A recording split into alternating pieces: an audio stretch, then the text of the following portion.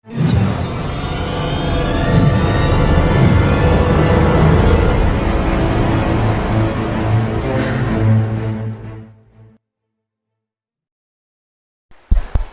لله كفى وسلام على عباده الذين اصطفى أما بعد أعوذ بالله من الشيطان الرجيم بسم الله الرحمن الرحيم أوفوا بالعهد إن العهد كان مسؤولا صدق الله العظيم. وقال النبي صلى الله تعالى عليه وسلم علامات المنافق ثلاثة اذا حدث كذب اذا وعد اخلف واذا اؤتمن خان او كما قال علیہ الصلوۃ والسلام. حضرات سامعین، گزشتہ جمعہ کو بھی یہی روایت پڑھی تھی جس میں اللہ کے نبی صلی اللہ تعالی علیہ وسلم نے منافق کی پہچان 3 چیزیں بتائی تھی. نمبر 1 جھوٹا ہونا، بات میں جھوٹ بولنا. نمبر 2 وعدہ کر کے وعدہ خلافی کرنا. اور نمبر 3 امانت میں خیانت کرنا. جھوٹ کے سلسلے میں مختصر سی بات آ گئی تھی.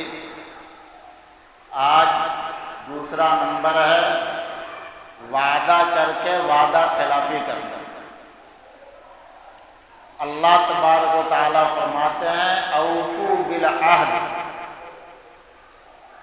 جو وعدہ کرو اس کو پورا کرو. اوفو امر کا صیغہ ہے. عربی اصول کے اعتبار سے علماء کرام موجود ہیں. اصول کی کتابوں میں لکھا ہے موجب الامر الوجوب، امر سے ثابت ہونے والا حکم واجب ہوتا ہے، اور واجب کو چھوڑنے والے کو فاسق کہا جاتا ہے، گنہگار ہوتا ہے. اصول الشاسی میں ایک شعر لکھا ہے اسی سلسلے کے اندر کہ ایک شاعر اپنی محبوبہ سے کہتا ہے، سمجھا، کہ اس کی محبوبہ نے اس سے درخواست کی، کہا کہ ہم دوسرے سے تعلق جوڑنا چاہتے ہیں.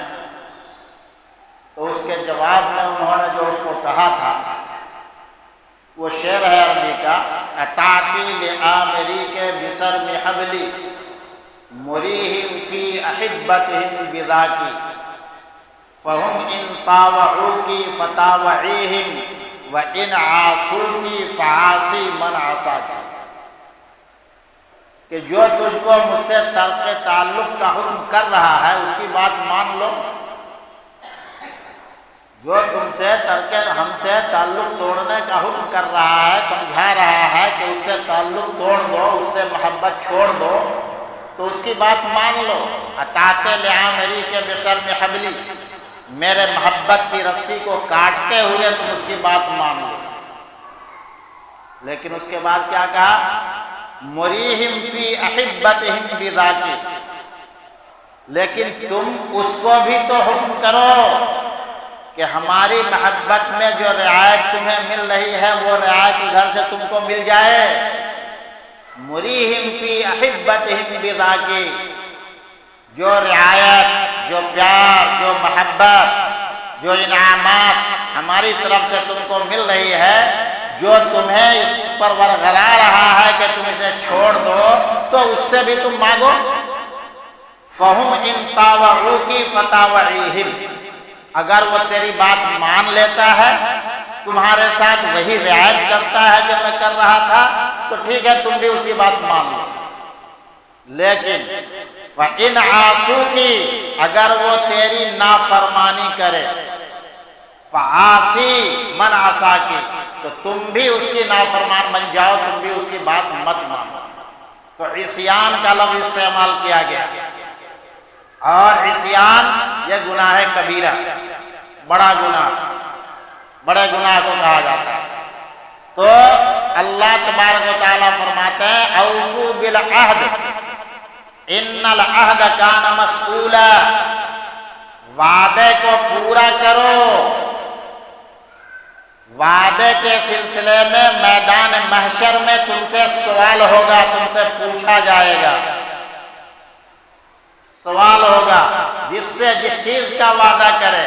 ہاں اگر کوئی شرعی عذر پیش آ جائے تو اس سلسلے میں بھی یہ ہدایات موجود ہے کہ جس سے وعدہ کیا ہے اس کے سامنے جا کر معذرت کر لے، معافی مانگ لے۔ مثلا آپ نے کسی سے وعدہ کیا، کسی نے کہا بھائی ہم کو 10,000 روپے کی ضرورت ہے، کہا ٹھیک ہے 1 ہفتے میں دے دوں گا، لیکن آپ سے 1 ہفتے میں انتظام نہ ہو سکا تو جا کر کے اس سے معافی مانگ لیجئے، بھائی ہم نے وعدہ تو کیا تھا آپ سے لیکن ہمارے پاس انتظام نہ ہو سکا، اس لیے میں کہاں سے دوں گا، مجھ کو معاف کر دیجیے۔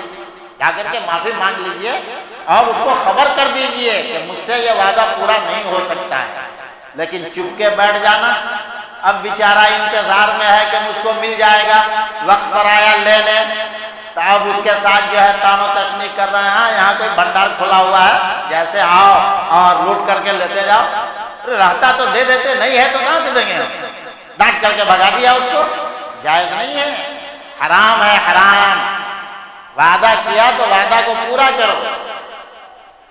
واقعات صحابہ میں آتا ہے، حضرت عمر فاروق رضی اللہ تعالیٰ عنہ کا زمانہ ہے، وعدے کو پورا کرنا حضرت عمر فاروق رضی اللہ تعالیٰ عنہ کا زمانہ ہے۔ جنگ ہوئی، بیت المقدس فتح ہوا، فتح ہونے کے بعد جو وہاں یہود و نصارہ آباد تھے، حضرت عمر فاروق رضی اللہ تعالیٰ عنہ نے ان سے معاہدہ کیا، وعدہ ان سے یہ کیا، ہم تم کو اپنے گھروں سے نکالیں گے نہیں، تم کو یہاں سے بھگائیں گے نہیں، تم لوگ یہیں رہو، ہم تمہارے جان مال عزت و آبرو سب کی حفاظت کریں گے، اور اس کی حفاظت کے لیے ہم اپنی فوج مسلط کریں گے، لیکن اس کے لیے تم کو جزیہ دینا پڑے گا، ٹیکس دینا پڑے گا۔ ان یہود و نصارہ نے جزیہ دینا قبول کر لیا، اب وہ جزیہ دیتے رہے، ٹیکس دیتے رہے، اور وہاں فوج مسلط رہی، اسلامی فوج ان کی حفاظت کے لیے کہ کوئی ان کو کسی طرح کی تکلیف نہ پہنچائے۔ چند دنوں کے بعد ایک دوسرے بڑے دشمن سے مقابلہ کا وقت آ گیا۔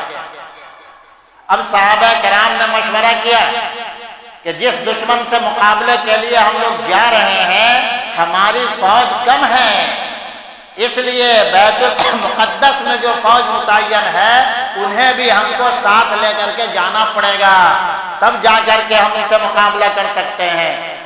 حضرت عمر رضی اللہ تعالیٰ نے فرمایا کہ بات تو تم نے سچی کہی کہ ضرورت ہے ہم کو تو ہم اس فوج کو لے جائیں گے، لیکن جن کی حفاظت کے لیے ہم نے وہ فوج رکھا ہے پہلے ان سے جا کے معذرت کرنا پڑے گا۔ اور حضرت عمر رضی اللہ تعالیٰ عنہ نے آدمی بھیج کر ان سے کہلوایا کہ بھائی اب تک تو ہم نے آپ کی حفاظت کی اور اس حفاظت کے بدلے میں آپ نے ہمیں جزیہ دیا، ٹیکس دیا، لیکن اب ہم کو اس فوج کی ضرورت دوسری جگہ پڑ گئی ہے، اس لیے ہم اپنی فوج اٹھا رہے ہیں، اب ہماری فوج آپ کی حفاظت کے لیے نہیں رہے گی، اس لیے اس سال کا جو جزیہ آپ نے دیا تھا ہم آپ کا واپس کرتے ہیں۔ دیا ہوا ٹیکس، دیا ہوا جزیہ واپس کر دیا، اور اس کے بعد یہ کہہ دیا گیا کہ اب تم لوگ اپنی حفاظت خود کرو، اب ہم تمہاری حفاظت نہیں کر سکتے، ہماری فوج دوسری جگہ جا رہی ہے، کیونکہ وعدہ تھا، عہد تھا، دوسرے دین کو ماننے والے تھے، یہودی تھے، نصرانی تھے، جو اسلام کے دشمن ہوتے ہیں، آج بھی دشمن ہے، لیکن اس کے باوجود پہلے جا کر کے ان کو کہا، پھر ان کا دیا ہوا جزیہ، دیا ہوا ٹیکس واپس کیا، واپس کر لینے کے بعد اب جا کر کے اپنی فوج کو وہاں سے اٹھایا، اس لیے کہ معاہدہ ہو چکا تھا، تو عہد کے خلاف نہیں کر سکتے۔ عہد کے خلاف نہیں کر سکتے ہیں۔ اسی طرح آتا ہے حضرت حذیفہ بن الیمان رضی اللہ تعالی عنہ، اللہ کے نبی صلی اللہ تعالی علیہ وسلم جب تشریف لے گئے مکے سے مدینہ، حضرت حذیفہ اور ان کے ابا یمان دونوں باپ بیٹے مکے سے مدینہ جا رہے ہیں۔ راستے میں ابو جہل کی فوج مل گئی، جس کا سردار ابو جہل ہے۔ راستے میں ابو جہل کی فوج مل گئی جس کا سردار ابو جہل ہے۔ ابو جہل نے پوچھا کہاں جا رہے ہو؟ کہا محمد رسول اللہ کی زیارت کے لیے جا رہا ہوں۔ کہا کہ اچھا، تب تو اب تم کو ہم نہیں چھوڑیں گے، تب تو تم کو اب ہم نہیں چھوڑیں گے، یہیں تم کو ہم قتل کر دیں گے۔ اس لیے کہ جب تم مدینہ جاؤ گے تو محمد کی فوج میں شریک ہو کر کے تم ہم سے لڑنے کے لیے آؤ گے، تو وہاں لڑنے کے لیے تم آؤ، اس سے پہلے ہی ہم تم کو کیوں نہ قتل کر دیں۔ تو حضرت حذیفہ نے کہا کہ ہم لڑنے کے لیے نہیں آئیں گے، ہم صرف ان سے ملاقات کے لیے جا رہے ہیں۔ تو ابو جہل نے کہا کہ ٹھیک ہے، تم وعدہ کرو، وعدہ کرو کہ تم جنگ میں شریک نہیں ہوگے تو تم کو ہم چھوڑ دیں گے۔ تو حضرت حذیفہ نے وعدہ کر لیا، وعدہ کر لیا کہ ٹھیک ہے، ہم صرف آپ سے ملاقات کریں گے، ہم جنگ میں شرکت نہیں کریں گے۔ وعدہ ہوا۔ اب مدینہ جا رہے ہیں، اللہ کے نبی صلی اللہ علیہ وسلم بھی اپنی فوج لے کر کے نکل چکے ہیں۔ اب وہ کون سا مارکہ ہے؟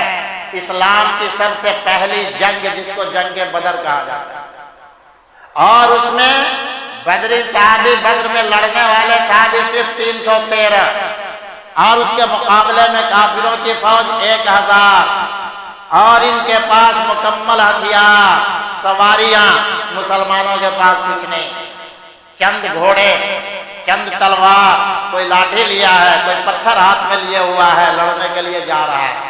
اس وقت تو آدمی کی ضرورت ہے کہ اور زیادہ سے زیادہ آدمی آئے۔ حضرت حذیفہ بن الیمان رضی اللہ تعالیٰ عنہ پہنچے۔ آج کو میں بتا رہا، حضرت حذیفہ بن الیمان رضی اللہ تعالیٰ عنہ پہنچے، اور وہاں پہنچنے کے بعد اللہ کے نبی سے ملاقات کی۔ ملاقات کے بعد پوری رودات سنائی۔ رودات سنانے کے بعد حضرت حذیفہ نے کہا کہ اللہ کے نبی، وہ تو کافر ہے، اور کافر نے میری گردن پہ تلوار رکھ کر کے مجھ سے زبردستی وعدہ لیا ہے، اس لیے میں نے وعدہ کر لیا ہے۔ میری خواہش ہے کہ ہم بھی جنگ میں شریک ہوں، ہمیں بھی ساتھ لے چلیں۔ اللہ کے نبی نے فرمایا نہیں، اللہ کے نبی نے فرمایا نہیں، تم نے جب اس سے وعدہ کر لیا ہے کہ ہم جنگ میں شرکت نہیں کریں گے، تو چاہے وہ تیری گردن پہ تلوار رکھ کر کے کیوں نہ وعدہ کروایا ہو، لیکن اس وعدے کو پورا کرنا یہ لازم ہے، اس وعدے کو پورا کرنا یہ لازم ہے۔ اب ویسی جنگ ہے، جنگ بدر، جس کے بارے میں اللہ کے نبی صلی اللہ علیہ وسلم خود فرماتے ہیں کہ بدر کے اندر جتنے صحابی شریک تھے اللہ نے سب کی مغفرت فرما دی،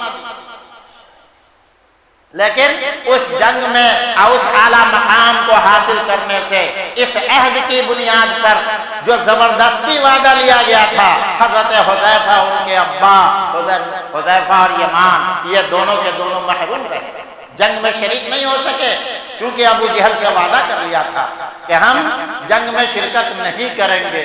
تو غور کریں میرے بھائی، وعدے کا کتنا لحاظ رکھا گیا، وعدے کا کتنا لحاظ رکھا گیا۔ حضرت معاویہ رضی اللہ تعالیٰ عنہ، معاویہ ابن سفیان، جن کے بارے میں آج کل اس زمانے میں خاص کر محرم کے موقع سے کیا کیا باتیں نہ ان کی شان میں کہی جاتی ہے، کیا کیا باتیں ان پر گستاخیاں کی جاتی ہیں، اور ان کے خلاف لعن طعن کیا جاتا ہے، جبکہ ان کے بارے میں یہ کہا گیا ہے، وہ بہرحال کہ حضرت معاویہ رضی اللہ تعالی عنہ اس وقت روم کا دبدبا تھا، جیسے آج امریکہ پوری دنیا میں سپر پاور کہلاتی ہے، اسی طریقے اس زمانے میں روم سپر پاور کہلاتا تھا، سب سے بڑی طاقت، اور روم سے اہل اسلام کی جنگ چل رہی تھی۔ چند دنوں کے لیے جنگ ختم کرنے کا معاہدہ ہوا، معاہدہ ہو گیا، ٹھیک ہے۔ حضرت معاویہ رضی اللہ تعالیٰ عنہ نے اپنی سوچ کے اعتبار سے یہ سمجھا کہ معاہدہ کی تاریخ مثلاً 20 تاریخ ہے، تو کیوں نہ ہم 20 تاریخ آنے سے پہلے اپنی فوج کو سرحد پہ بھیج دیں کہ جس دن تاریخ ختم ہوگی ہماری فوج حملہ کر دے گی اور ہماری جیت ہو جائے گی۔ یہ ان کی سمجھ تھی، انہوں نے اپنی فوج کو سرحد پہ بھیج دیا۔ مخالف پارٹی وہ تو معاہدے کے مطابق تھے کہ معاہدہ ہے کہ جنگ بندی کا فلاں تاریخ سے جنگ شروع ہوگی، تو جب تک ان کی فوج وہاں سے آئے گی اس وقت تک ہماری فوج بھی تیار ہو جائے گی، اس لیے وہ لوگ تیار نہیں تھے۔ لیکن حضرت معاویہ رضی اللہ تعالیٰ نے اپنی فوج کو بھیج دیا۔ پہلے جب تاریخ ختم ہوئی، معاہدے کی تاریخ جو تھی اس تاریخ کی شام ہوئی، سورج غروب ہوا، حضرت معاویہ نے حملہ کرنے کا حکم فرما دیا اور فوج نے حملہ شروع کر دیا مخالف جانب پر۔ اور اس کے بعد چونکہ وہ لوگ بے خبر تھے، اب یہ حملہ اتنا کامیاب ہوا کہ بستی کا بستی، گاؤں کا گاؤں فتح کرتے ہوئے بہت آگے بڑھتے چلے گئے، بڑھتے جا رہے ہیں۔ اس کے بعد دیکھا کہ پیچھے سے ایک گھوڑ سوار دوڑا ہوا آ رہا ہے، پیچھے سے ایک گھوڑ سوار دوڑا ہوا آ رہا ہے، وہ آواز لگا رہا ہے، یا عباد اللہ کفو، یا عباد اللہ کف، یا عباد اللہ، او اللہ کے بندے ٹھہر جاؤ، اللہ کے بندے ٹھہر جاؤ۔ حضرت معاویہ نے اپنی فوج کو روک لیا، دیکھیں کون ہے۔ جب قریب پہنچے تو حضرت عمر ابن عبسہ رضی اللہ تعالی عنہ، انہوں نے حضرت معاویہ سے کہا کہ یہ آپ نے کیا کیا؟ یہ تو آپ نے وعدے کی خلاف ورزی کر دی، جبکہ کافر سے مقابلہ تھا، کہہ رہے ہیں وعدے کی خلاف ورزی کر دی آپ نے۔ کہا کیسے؟ ہم نے تو وعدے کے مطابق جس دن تک معاہدہ تھا جنگ بندی کا، اس کے بعد ہم نے جنگ شروع کیا ہے۔ کہا جنگ بندی کا معاہدہ جس دن تھا، جنگ تو اس دن شروع کیا ہے، لیکن آپ کی فوج سرحد پر تو معاہدے کے پہلے پہنچ گئی ہے۔ آپ نے اپنی فوج کو سرحد پر معاہدے کے پہلے پہنچا دیا، یہ بھی وعدہ خلافی ہے۔ اس لیے اب تک جتنی بستیوں کو آپ نے فتح کیا ہے، ان کا سامان آپ نے لوٹا ہے، وہ ساری بستی ان کو واپس کیجیے، ان کا سامان واپس کیجیے۔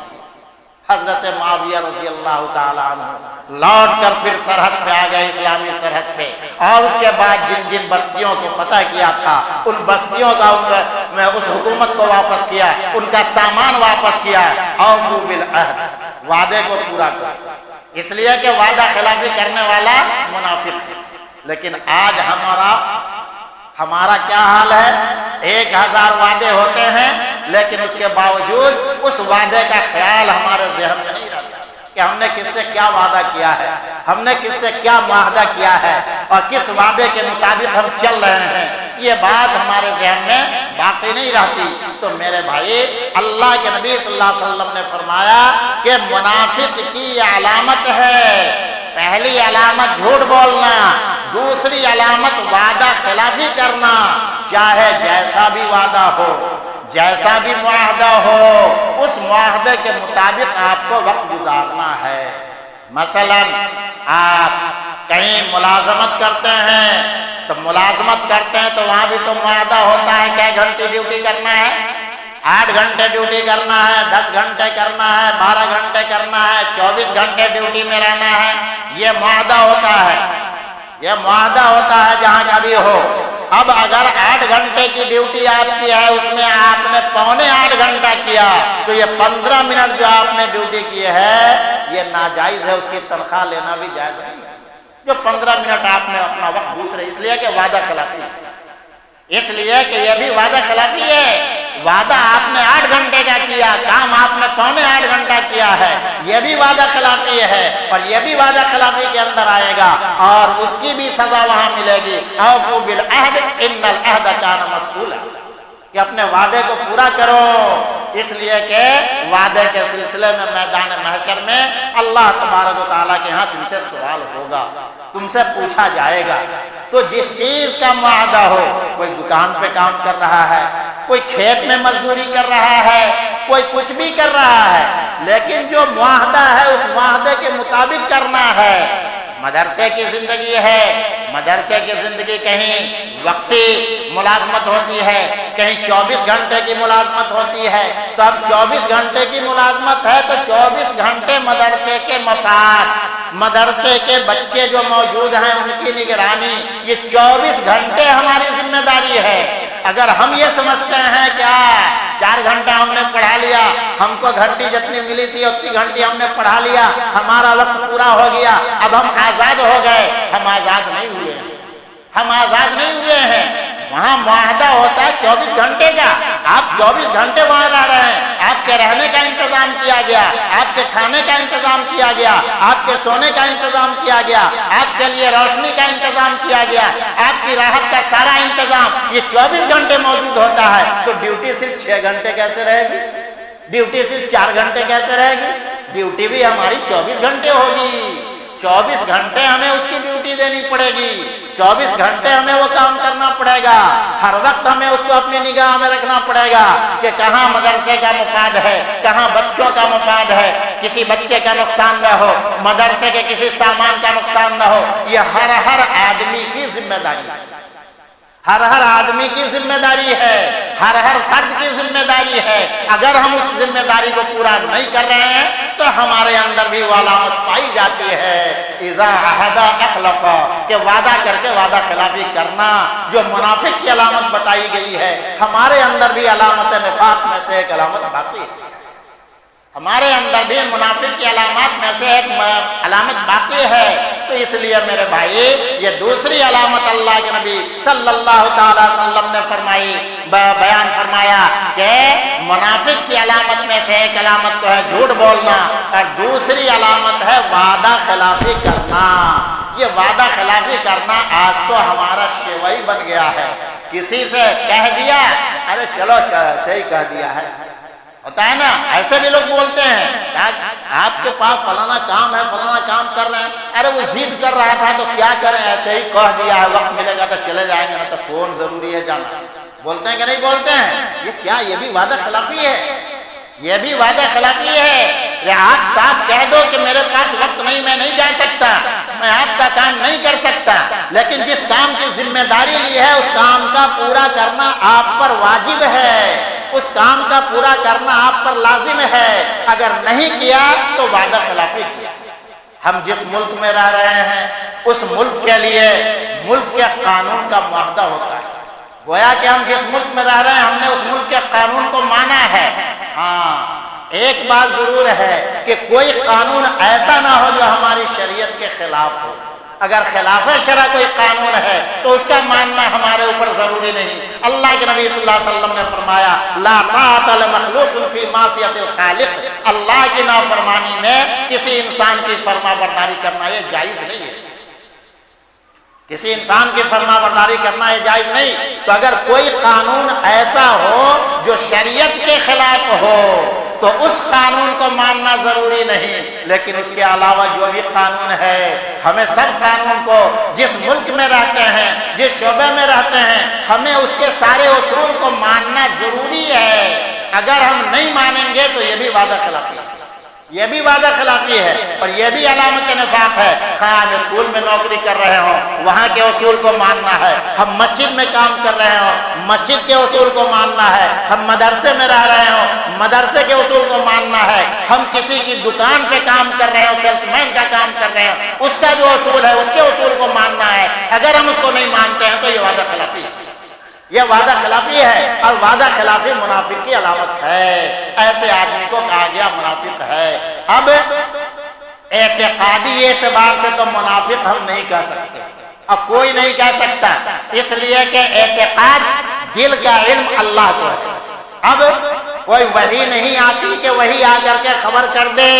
اللہ کے نبی صلی اللہ علیہ وسلم جب تک تھے اللہ تبارک و تعالیٰ نے بذریعہ وحی بتا دیا فلاں منافق فلاں منافق فلاں منافق فلاں منافق۔ آج تو کوئی بتانے والا ہے نہیں، آج تو کوئی بتانے والا ہے نہیں، اور اللہ کے نبی صلی اللہ علیہ وسلم نے اسی کے پیش نظر کے ایک زمانہ آئے گا کہ بتانے والا تو کوئی نہیں ہوگا، تو یہ علامت بتا دی کہ ایسا کرنے والا یہ منافق کی علامت، منافق کے طریقے پر عمل کرنے والا کہلائے گا۔ تو عملی منافق ہم اس کو کہہ سکتے ہیں اعتقادی منافق نہیں کہہ سکتے ہیں۔ اس لیے میرے بھائی علامات نفاق سے بچنے کی کوشش کریں۔ اب اس کا تیسرا جز بچ گیا، جب اس کے پاس امانت رکھی جائے تو خیانت کرے، انشاءاللہ موقع ملا تو اس کے بعد پھر اوپر بھی کچھ بات ہوگی۔ اللہ تبارک و تعالی ہمیں بھی، آپ کو بھی اور سارے عالم کے اہل ایمان کو جھوٹ سے اور وعدہ خلافی سے 100% بچنے کی توفیق عطا فرمائے۔ وآخر دعوانا